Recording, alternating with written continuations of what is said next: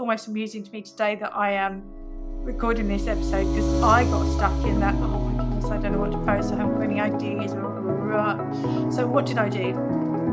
You're watching the Stable Business Podcast. I'm your host, Jenny Bush, and I'm here to chat all things equine business with a new episode every week from me, or the best in the biz. Now, before we get started, hit the subscribe button and don't forget to click the bell to be notified when a new episode drops.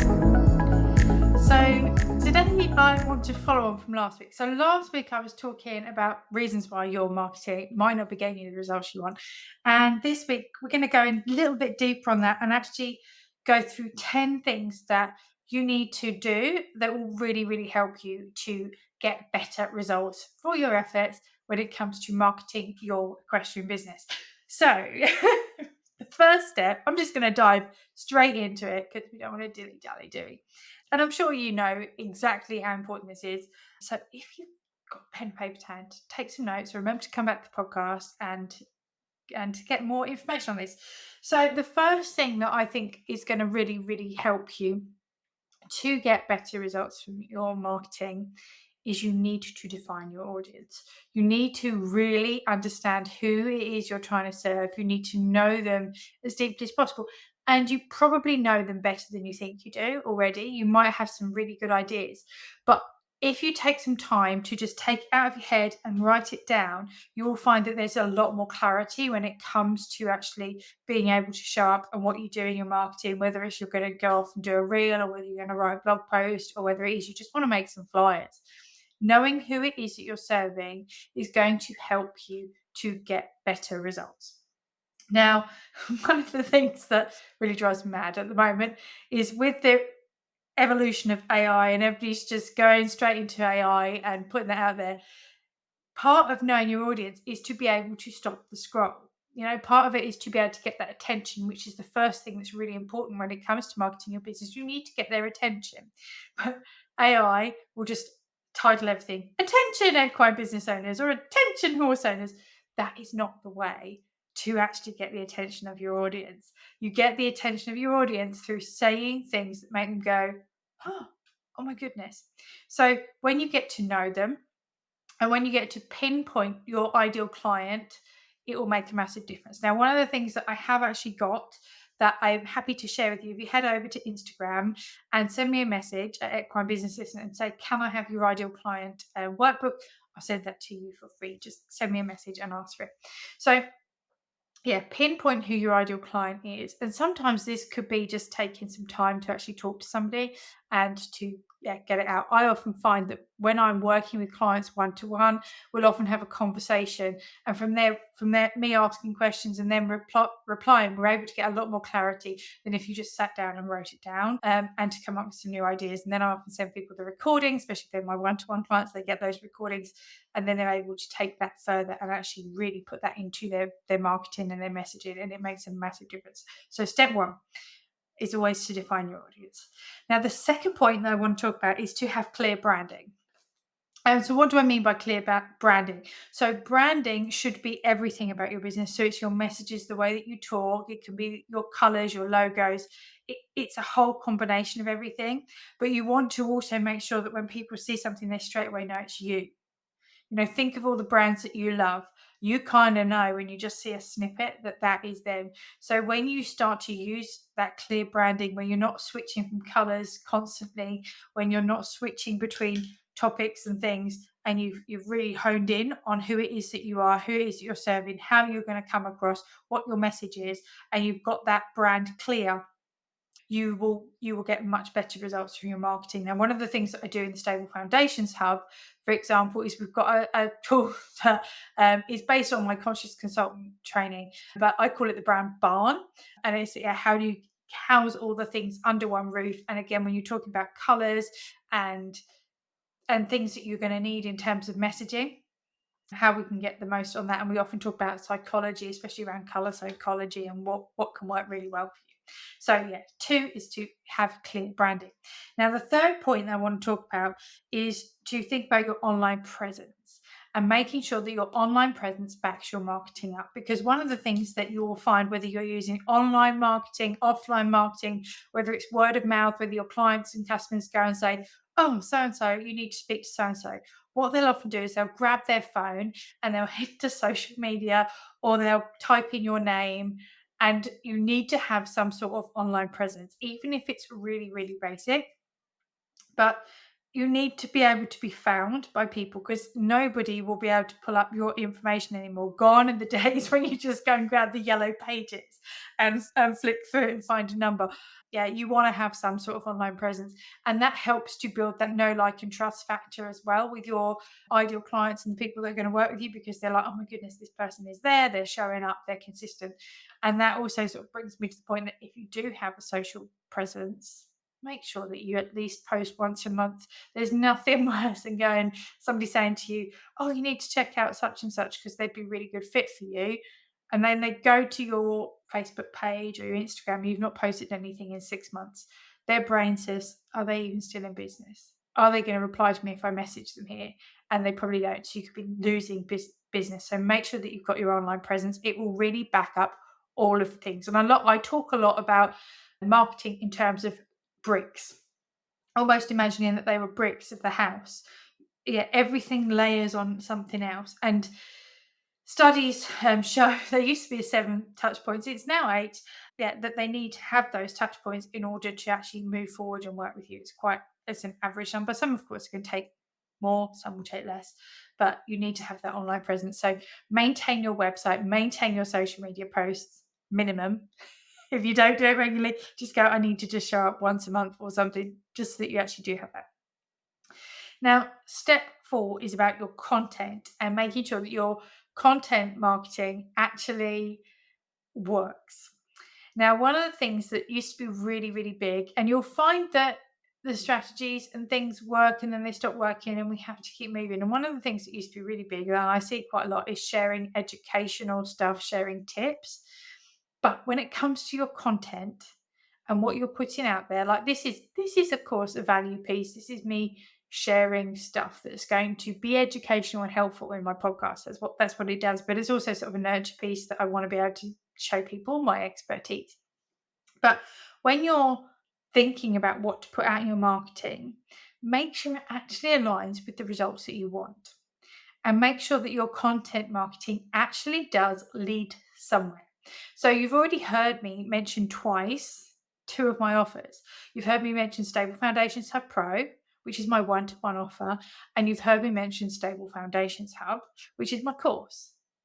So I am promoting my content, I'm giving the value, but actually it's got a purpose, because my purpose is I want to work with people. I want to be able to help businesses. I want to be able to help you in your business. So this technically is me selling. Right? Me selling myself, selling my programs, me telling you how you can work with me. You've also heard me mention about heading over to Instagram, send me a message. I'm pushing my other channels. So think about how it all ties in and make sure that your content is not just valuable to your ideal clients, but it's valuable to you in terms of it will result in you getting what you want. So almost reverse engineer it. What do I want? What's my plan? So for me at the moment, my plan is I've just revamped the Stable Foundations Hub. So it's now a course. It's no longer the £7 membership. It's now a course that you can get, and it has everything in it. And then you get lifetime access to the Facebook group, where I will post extra things. I'll be there every other week to do Q&As. So you get my support by just having that one-off payment, one-off course. Then I have my Stable Foundations Hub Plus, which is the group mentoring, and that gives the accountability and the consistency and regular actual coaching and mentoring and co-working sessions and everything else. So that's more hands-on. And then of course I have Stable Foundations Hub Pro, which is where I do one-to-one. So I want to be selling those. So I'm thinking about my content in terms of, okay, what do I need to be putting out there in order to tell people about my offers, but also be super valuable and hopefully get some clients out of it. So I'm being upfront and honest. This is the way it works, right? So think about, don't just post for post's sake. When you come to your content, whether it's social media posts, whether it's blog posts, whether you're doing a podcast, whatever, make sure it's got a purpose. So that is the idea of that. So Step number 5, that kind of leads on to it, is actually making sure that your social media strategy is effective. So it's not just a case of posting the valuable stuff. Sometimes it has to be things that actually move people off the fence. So it might be posting about, I've got some space. And this is one of the things that I'll often say to my clients when they're like, oh, but I need to fill up my space because I want to have a full diary. And it's like, well, have you actually said to somebody that you've got space in your diary? No. And they'll go up there and they'll create a social media post that actually does that, and then they get it full. So think about how you can make your social media strategy work for you. So having that mix of some valuable stuff, but also having that real get off the fence sales post. And I often call this the difference between core content, which is stuff that I'm going to repeat over and over again, and actually just having my idea content and my value content, and I kind of mix it up, but I make sure that it's in there because that's going to make a big difference. So think about your strategy and keep it as simple as possible. This is where I often tie myself up in knots, and it's almost like, to be fair, it's almost amusing to me today that I am recording this episode because I got stuck in that, oh my goodness, I don't know what to post, I haven't got any ideas. So what did I do? I put a poll out and asked people what did they struggle with most. And was it A, marketing, B, I'm just going to find it actually while we're here so I can have a look and I can tell you exactly what I put. But yeah, it was kind of like, do you struggle with sales? Do you struggle with marketing? Do you struggle with organization? What is it that you're struggling with? And I had 2 answers by the time I recorded this, which went marketing. So it's like, okay, I will go with my plan. And actually, I had written down this idea and I had planned it, but I was like, oh, I don't know if it's good enough. Don't know if it's right. So again, if you're having those moments where you think content wise and strategy wise, you're not entirely sure, ask your audience, ask a friend, it's allowed. See what they want and then show up and deliver that, but make sure, say, it turns back in your favor as well, and that you can use it to get clients or to get sales or to get bookings or to just heighten awareness or whatever it is that you need, whatever your goal is. So start with the end in mind. So you've got content marketing in step 4, social media strategy is step 5. So that brings me on to step 6, which is email. Email. Blah, blah, blah. Sometimes it's late in the afternoon when I'm recording this. My brain's gone crazy. So for better results when it comes to your marketing, I will tell you, as somebody that's done it since word go, leverage email marketing. When it comes to a lot of the marketing channels, a lot of them are very expensive to run, or if they're free, they're quite labor intensive, and such as like TikTok, Twitter, Facebook, your Facebook group, sometimes you don't actually own that. So if something happens, you're stuck. You can't move it. You can't do anything with it. So I would say it is essential in 2023 and going into 2024 to make sure that you have some sort of email marketing set up. And this could just start with, I'm just going to give you a monthly scoop newsletter of what's on, or it's like I'm going to send weekly emails. I actually send, and you're probably going to hate me for this, I send it around 2 a week, like emails. And it really, really helps to boost my business. And I've been doing emails since Word Doc because I realized the power of this in my last business. I struggled with it massively. And if you want me to share more tips on email marketing and my struggles around the mindset of it, because I almost took it personally. Every time somebody unsubscribed, it used to really get to me. I used to be really worried what I said, have I upset somebody? It felt like that. And it took me a long time to get over that and build that resilience to actually keep showing up and keep emailing, especially when you think, oh my goodness, my open rate's only like 20%. Until you realize actually that's quite good and it's a lot better than what you get on your social media reach. It's one of those things that we need to do. So build that email list, set up with there's some really good platforms that aren't going to cost you a lot. You can start for free. One of the ones that I recommend is MailerLite. It's really easy. It's one that I've been recommended to my clients for years and years and years, and I use myself. But you can also do MailChimp. Go and find one that works for you. But what I would say is always make sure that the email software that you choose feels easy. if you decide that you're going to go with an email marketing software and you get into it and it makes you already go, oh my goodness, I can't even cope with this platform, find something easier for you. There are different, every single platform is different, especially around email. So go and find one that suits you and works with the way that you think and the way that your brain sets up, which is why I like MailChimp. MailerLite, not MailChimp. I don't like MailChimp. MailChimp's all right, but it's not my favorite. So build that email list. Build it through, adding your existing clients, making sure that you've got their permission, of course, making sure that you're following GDPR rules, which is why you need to have a software to do it, because you have to be able to allow people to unsubscribe and things like that. So make sure that you are actually using a professional email marketing software. Which brings me then on to number 7, which is networking. We all know it's who you know. Ultimately, your success is so much easier when you've networked and you've got a community and a circle of people around you and you can all recommend each other.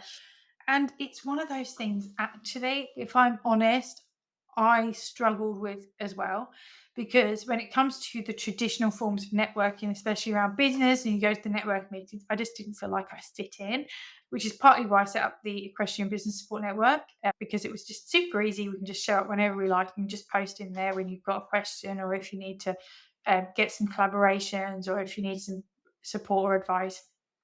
That works really well. I also know that there's some really, really lovely groups as well that also run local networking opportunities. If not, you'll remember Charlotte Watson was on my podcast a couple of months ago. Check out Charlotte. She does a networking event as well, and they're for business to business. But also, if you can find any networking opportunities to actually network with your ideal clients, that's even better. So think about where they might be going. There might be something held at your, like sometimes my vets do open days. There might be something at the feed store. The tax shop even does like networking events where I live. Have a look around and think, actually, could I show up here and could I get to meet some people? Because that can really, really boost your business. And I know, especially when I started the Narrate Mastermind, a lot of my clients for that, I met at a local networking event at our tax shop, at our local tax shop. So you can get some networking opportunities. So think about that. And if you want any support, get into the Equestrian Business Support Network and ask away and network there too. So number 8, to get better results from your marketing, is to leverage your customer testimonials and reviews, because this is something that's called social proof, and social proof is really, really powerful. Now, I know sometimes it's not easy if they're not always giving you testimonials or you can't share the pictures, but sometimes there are stories that you can talk about anonymously and talk about how you dealt with things, and that can also really, really impact your results.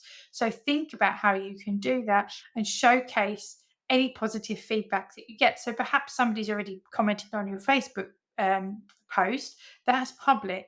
So screenshot it and share it. It's not something that is like a private message. If somebody sent you something as a private message, say, oh my goodness, that's amazing, can I share this? So you get that consent before you actually do share it. And even then, when I do that, I still do cover up profile photos and names, just because I don't want to be sharing that data out. But see what you can do in order to leverage those customer testimonials, because that will make your marketing work so much easier as well. And we're nearly at the end. We're on tip number 9. So tip number 9 is, I should have probably brought this one up earlier, and that is actually tracking. And part of them, if you've ever done the Marketing Menage training, which does come as a bonus in the Stable Foundations Hub, it goes around the menage, and we do all the letters in menage, but one of those stands for KPIs, and KPIs is basically your key performance indicators. So when you start your marketing, discuss what it is that your goals are, and then realize what it is that you need to work out to track, because there are lots of analytics out there, and sometimes it can be really confusing. You're like, well, is it my reach? Is it my likes? Is it I can't think of what the other ones are, but you get those insights. And you need to know if it's working. And how do you know if it's working if you haven't worked out your goals and what it is that aligns to it? And I do believe there's another podcast episode all about what you need to be looking for, depending on your goals in terms of social media analytics. But I'm happy to make a new podcast episode if you want that. Just send me a message, go to Instagram and tell me that you enjoyed this episode and that you would like that one on, like, you can't work out which you need to be doing in terms of your KPIs, but make sure that you actually do track things. So I used to track weekly. I've now just gone back to tracking monthly because I found that I need to see a bigger picture and sort of go out. Whereas when I was tracking weekly, it was getting too close and I couldn't actually see the wood for the trees on it. So think about how you can track your marketing efforts, how you can make sure you get results. Now, one of the things also that people often say to me is I don't know how to track if I'm doing print marketing or if I'm doing a flyer, right? There are ways that you can do this. And sometimes it could be a case of I'm going to put a code, I'm going to put a special offer on this thing. And then when they give me that code, I know that that's that particular flyer that works. That can work for it.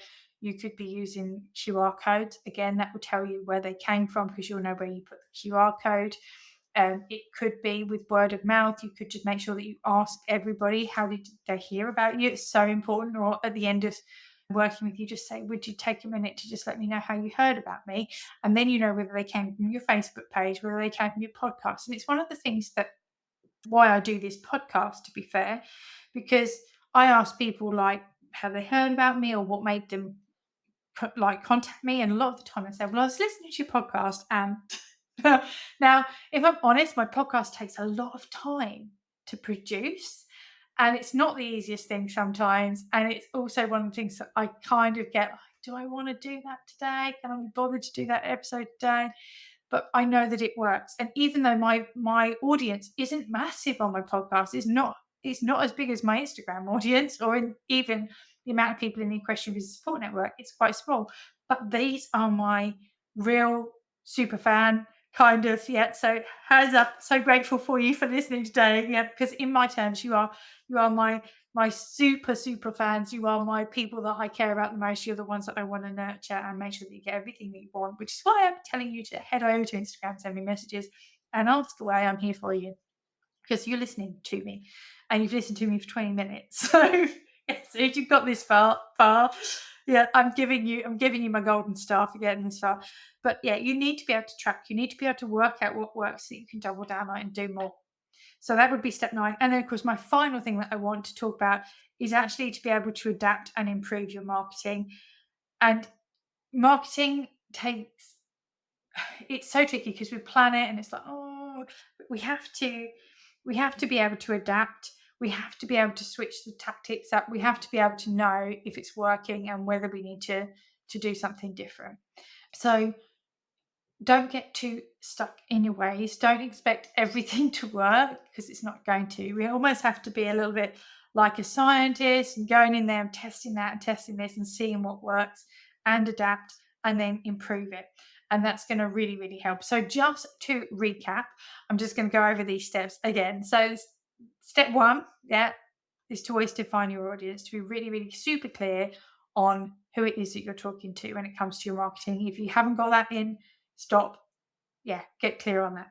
Now, step 2, of course, is for clear branding, making sure that it's very, very obvious that it's you, making sure that people know that, yeah, you've got a very consistent, recognizable way of doing things. Step 3 is making sure that your online presence is there and it's kept up to date and you maintain it. Step 4 is for content marketing. To make sure that you're aware of how valuable it is and what it is that you need, but valuable to you as well as to your ideal clients. Step 5 is to make sure that you've got a really good strategy when it comes to your social media, and simple often works best.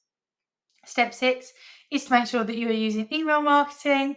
Step 7, running out of counting. Step 7 is networking, and again, making sure that you are aware of how you can network. Step 8 is for using your customer testimonials and reviews. Step 9 is for making sure that you're tracking and you're looking at your analytics and you know what your key performance indicators are. Step 10 is to be able to adapt. Be ready for that change. Be happy to do a flying change if you need to. And I hope that you found this useful. So do go out there, make sure that you market as well as you possibly can. And of course, I am here to help you if you need anything. Have a look at the Stable Foundations Hub. So there's 3 levels depending on what you need. So if you just feel like I just need some training and some tools, get the Stable Foundations Hub. If you think I need some support and some consistency and some accountability, have a look at Stable Foundations Hub Plus. And if you want one-to-one deep dive coaching, have a look at Stable Foundations Hub Pro.